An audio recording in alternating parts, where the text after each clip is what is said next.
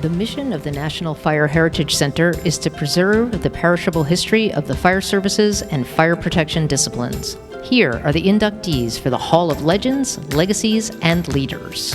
For 2020, Dr. Harry Robert Carter, James Dalton, Christopher M. Frazier, Paul F. Hanneman, Joseph M. Starnes, Lee R. Starrick Sr.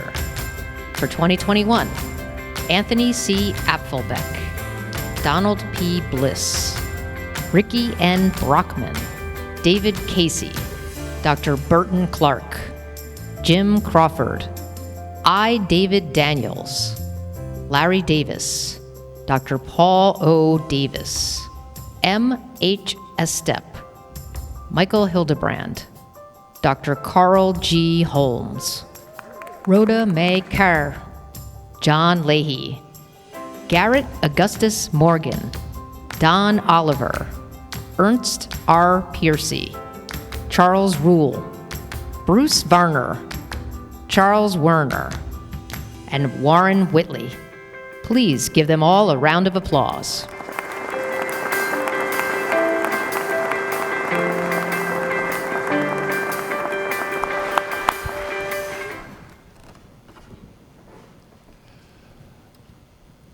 John Alston, what can you say?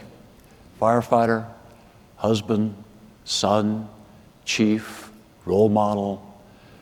Our next speaker is all of those things rolled up into one incredibly beautiful man. John and I have been friends for longer than I can remember, and at my age, that's saying something. John comes from a place of gentle confidence, not cockiness, self-assuredness, and grace. John listens. He really listens. He responds to real concerns in very authentic and kind ways.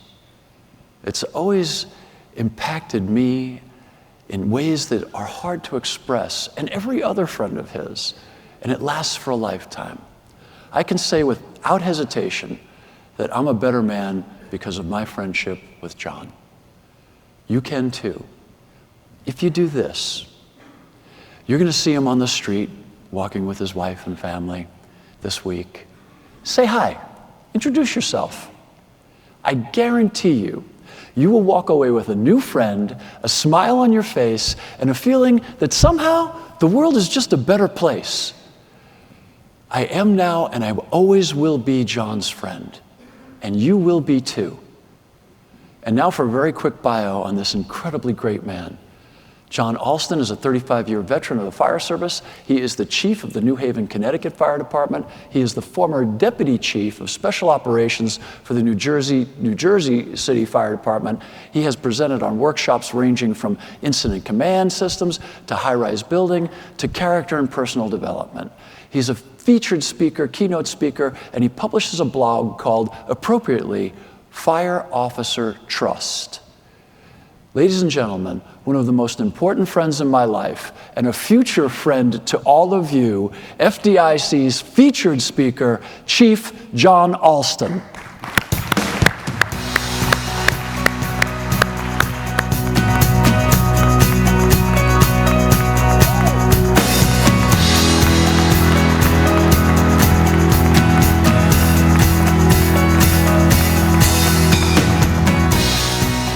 Thank you so much. How do you follow that? We've had 2 days of Bobby, and to see Mike and his family, even giving quotes that my dad taught me as a child, made the connection for me. I want to thank you.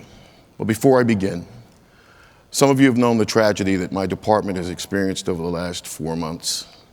I want to thank you publicly for the calls, the letters. I see you there, New Haven. I appreciate you being here. But I wanted that up first so that my department knows that even though I'm here, I still carry you with me always.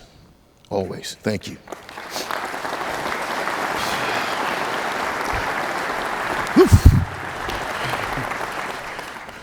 Do you ever wonder where the great achievements in the world come from? Who had the vision? Who had the courage, the perseverance, the patience to see them through? The world is filled with big ideas and dreams achieved by those who had the vision and took the first step to achieve that vision. Consider the Wright brothers, They knew more about bicycles than they did aeronautics. They had no instructor, no training, no pilot's license. They had no one to cheer them on, no flight school, not even a flight academy. In fact, there wasn't even a runway.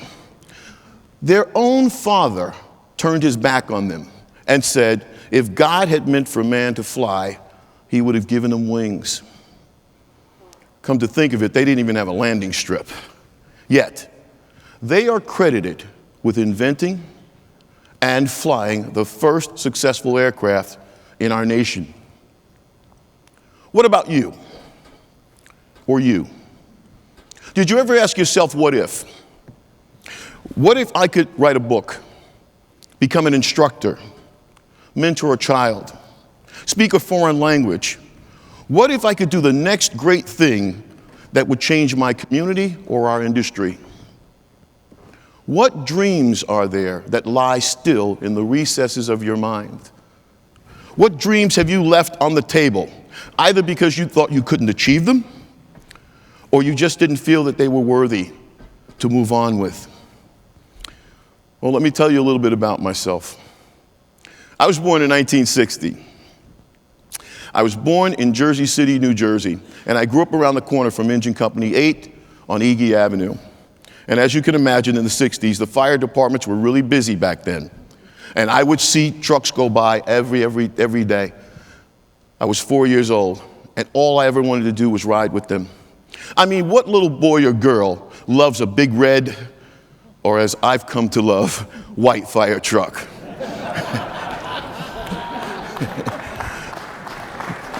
The men on those trucks would always wave at me. They would always smile. I wanted to be just like them. In fact, I used to cry when they passed my house, until one day they pulled out front and asked my mom, could I take a ride around the corner? That was it. I was bitten by the bug for which there is no cure. I was bitten by the bug to become a firefighter. It was my dream and became all I ever wanted to do until I made it come true.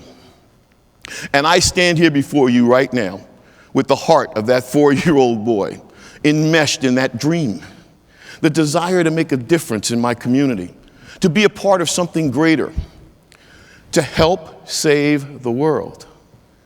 As a proud member, to stand next to the women and men of the fire service to fight the good fight. So why am I here with you today? Because that initial dream evolved into something much, much more. And it's part of why I want to be mentored and continue to mentor people. In fact, one of my mentors, Commissioner Lloyd Ayers, made a profound impact in my life. And then that combined with a chance dinner with Bobby a few years back sealed the deal. I met Bobby several years ago through one of my mentors, Dr. Carl Holmes, who you saw up on the screen earlier. Then when I saw him again 10 years after that at Lenny Carmichael's house having a dinner, he asked me, why hadn't I written for fire engineering and why didn't I want to teach for them? And I explained to him I had. They just never accepted me. I was cut off at the pass. He invited me to try again, and I said, why? He said, because I'm the editor of Fire Engineering. Good timing on my part, I know. I remember that moment because it was significant. I did have something I wanted to give back. I did have something I wanted to share. But there were things I wanted to share and do, but I had been cut off. And sadly, I had given up. Then along comes Bobby, who offered me a new opportunity. That sincere offer, coupled with training and mentorship early on in my career by captains like Captain Thomas Taylor in Jersey City, by Captain David Floyd, FDNY, and we all know Dr. Dennis O'Neill, who pushed me to become an instructor. I didn't stand around and gripe about it. I jumped at the chance. And I've been writing and teaching ever since. So the title of my talk this morning is, You Can Get There From Here. You can get there from here. What do I mean by that? I wanted to be a firefighter. I didn't see myself as an instructor and didn't believe I could even be a chief officer. And I assure you, there were plenty of people that agreed and didn't see it in me either. In fact, in the training academy, in Proby school, I had a chief tell me, you look like trouble and you'll make it over my dead body. So when I made captain, I sent him flowers and a sympathy card.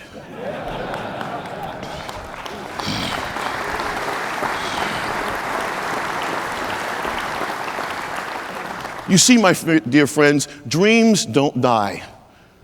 They only die if you let them. And even if you achieve your dream, it's not like you check the box or put the baby to bed. It's not done there. The desires that lie deep within your heart, they evolve. They change into something new. For instance, my dream didn't end the moment I put on this badge. In fact, when Bobby offered the chance to teach for fire engineering, a new dream was born. And before you knew it, I was being encouraged by other people to do more. Little did I know it, over time, I was being prepared. I was being asked to step up and do more in our industry. And quickly, my dream of becoming a firefighter had evolved into something greater, helping to mold the next generation of firefighters. That's what dreams do. They change. They change as you change. Because quite honestly, standing on this stage right now, trying to inspire you to be more than what you've ever dreamed that you could be, is certainly not something I thought I'd be doing right now. My dream was to ride the truck and fight fires. So what's my point? My point is that all dreams, all of them, start in your heart and in your mind. In one of my favorite books, there's a passage that says, as a man thinketh, so is he. As I grew on and I learned even to read even more, there's a book by James Allen that says, as a man thinketh. It talks about how we think things into our lives, how we can change our lives just by being more positive than negative. And then I read Margaret Thatcher. I know, odd reading list, not for me. She said, watch your dreams, watch your thoughts, because they become your words. Watch your words, they become your actions. Watch your actions, they become your habits. Watch your habits, they become your character. Watch your character, for it becomes your destiny. If you have a dream, something that you've wanted to do and always to do, to learn, or even to become, there's only one way to get there. And that's what this little short talk is going to be about today. So, as the famous actress Elizabeth Taylor said to her 8th husband, I don't plan to keep you long. I have 5 points, so I want you to stay with me. First, believe your dream is possible. No negative thinking. You don't have time for it. Believe it and you can achieve it. Second, clarify it in your mind. What it is you want. You have to be specific, my friends. You need to be able to feel it, almost taste it. And before you begin, this is the big one, be prepared to get out of your comfort zone. Listen, they say that a journey of 1,000 miles begins with one step, and that's true. But in addition, every journey begins with a destination. It was Lewis Carroll that said, if you don't know where you're going, any road will get you there. So what is your destination? You see, by having your destination in mind, you'll always be able to gauge your progress. And with so many choices out there, you have to be specific about what you want. Don't just say, I want to save the world. Clarify how you want to save the world. Then third, once you're clear about your goal, you'll need to develop a plan. Yep, you're going to have to work for it. And don't expect it to be easy. And I give you this, never, ever, ever give up, or it will never happen. Everything of value and worth having in life is uphill. Because if your dream is important to you, it probably won't be easy to do. If it were easy, you would have attained it already. And why are you getting frustrated and discouraged when others don't see and agree with you about your dream? Maybe they don't see things the way you see them. Why do you have doubts? When they seem disinterested or non-supportive of your dream. Newsflash, it's not their dream, it's yours. You have to put in the work. How, you may ask? Well, my friends, there are natural laws, physical laws, and universal laws. I was trained by John Maxwell. He's considered one of the world's most prolific writers and consultants on leadership and communication and personal growth. In his book, The 15 Laws of Growth, the very first law is the law of intentionality. In other words, you must be intentional about your own growth and professional life. Thomas Edison said, opportunity is missed by many people because it's dressed up in overalls and it looks like work. Because, yeah, that's what dreams are. Dreams take work. They take work and they take energy. The laws of physics still apply. A body at rest tends to stay at rest. Yet a body in motion continues in motion. So you know what? Let's get moving. But if you know anything else about Thomas Edison, many of life's failures are people who did not realize how close they were to success before they gave up. Sound familiar? Every adversity, every failure, every heartache carries within it the seed of equal or greater benefit. How many times have you given up on something and watched that dream or that goal slip away? Is there something you really want? And if it is, you can't give up. Sometimes you need to step back and look at it from a different angle. And when you do, remember, you're not alone. You have friends, you have family, you have coworkers and mentors who may not believe in your dream, but they believe in you. Lean on them. Find like-minded individuals. Find someone who's in the position that you seek. Ask them for their help, or better yet, offer them your help in ways that you can. All along, coming alongside of them, you'll be able to learn from them, grow with them, but you'll enrich your own experience. And by the way, don't go it alone. Where's the sense in that? You know what networking is? It's not a dirty word. Networking means to reach out, listen to others, and make connections. So get to know people while you're here, in the field, the people that are already doing what you want to do. People who have achieved what you hope to achieve. Talk to them, learn from them, shadow them. Later for selfies, later. Talk to them. Then remember to lift up the persons behind you and around you. This is no small part of anyone's success at all. The part where you get to lead the way for the next person and the next generation. Why? You're here at FDNY 2021. Last year was a tough year for a lot of us. Besides helping your community here and being able to build yourself up and getting stronger in our industry, giving back connects you to like-minded people. It helps build up your self-esteem and helps you sharpen those softer skills when it comes to interpersonal relationships. But more than that, the up-and-coming generation, they're hungry. They're hungry for someone to share their skills and expertise. You see, there's a gap in our industry, and we all know it. There's a gap between experience and training. So give them what they crave, information. And fifth, once you've reached that summit, don't take it for granted. Success can be a fleeting fantasy that leaves you in its wake pretty quickly. Keep feeding your dream. You do that by acknowledging the people who've helped you get to where you are, but also finding ways to give back to your community and helping someone else along the way. The world still needs dreamers and doers. So be one. For you, for your family, for your community, for our profession.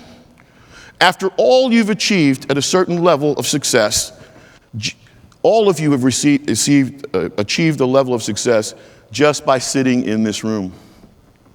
Do not take that as small, and do not take it lightly. What you learn here, no one can ever take away from you. But what else can you do? What other contribution can you make? Look at Bobby. I've known him for several years, but in the last 6 years, we've become pretty close. He's been a mentor, a friend to me. He's a man to be looked up to and a man to admire. I admire his zeal, his mentorship, his friendship, but most importantly, his fidelity. So when he asked me to speak in this time slot, I have to admit to you, I was flabbergasted. Because he's kind of a rock star if you've seen him in action yesterday. And you know how motivating he can be over these 2 days, these 2 important days. I thought, could I do that? Could I step into his shoes? And you know what? I thought that I could. Because he thought that I could. Sometimes, my friends, you have to run on borrowed belief before it shows up in your own life. He believed that I could. And I believe in all of you just by you being here. So in closing, you can get there from here. Whatever and wherever your there is, you can get there from here. You just need to believe in what you want to achieve, have a destination and know where it is you're going, have a plan on how to get there and never give up, and lift up the people around you and behind you. And don't rest on your laurels. There's always more work to do. I've really enjoyed sharing this talk with you today, but I would be remiss if not after looking out at those beautiful faces. My wife, Cheryl, who has put me back together more times than I can remember. To my sons, John and Malcolm. To my mom and my dad. I have to tell you, I couldn't get here without them. I'm honored and humbled to give this presentation, not to speak for Bobby Halton, because no one can do that, but to be his emissary, to inspire you to reach new heights, and to do something extraordinary for this world and for our industry. Thank you for listening this morning, and thanks to Bobby for not only his belief in me, but for all the things he's done for our industry. God bless you, and stay safe, and I'll see you out there.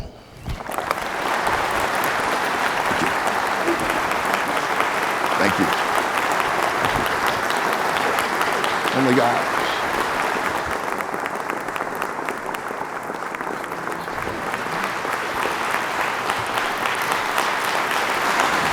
You.